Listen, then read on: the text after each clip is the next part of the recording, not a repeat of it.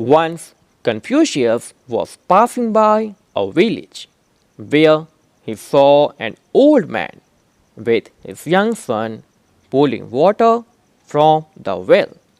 Confucius was confused to see this, as at that time people harnessed horses or oxen to pull water from the well. Confucius, with concern, went to old man and said, "Why are you unnecessarily tiring yourself and young man, that now we have harnessed horses and oxen?" Old man hushed him and said, "Please speak softly. I don't want my son to hear this. I can answer you, but please come back when my son go for lunch." Confucius was perplexed.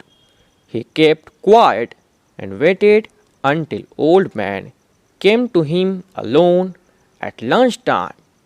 Confucius questioned, "Why would you not let your son hear what I said?" Old man replied, "I am 85 years old, and yet I have strength to work side by side a 30 years old young. If today I engage horses to pull the water, then my son will not be able to have same strength at 85 that I have now.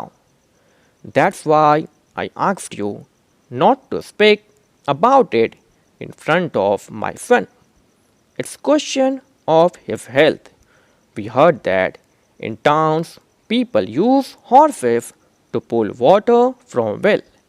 There are machines also to do that. But if I use horses or machine now, to then what will he do? What effect will it have on my son's health? If he saved from all the doing, all the hard work now, then how will he be able to maintain his health?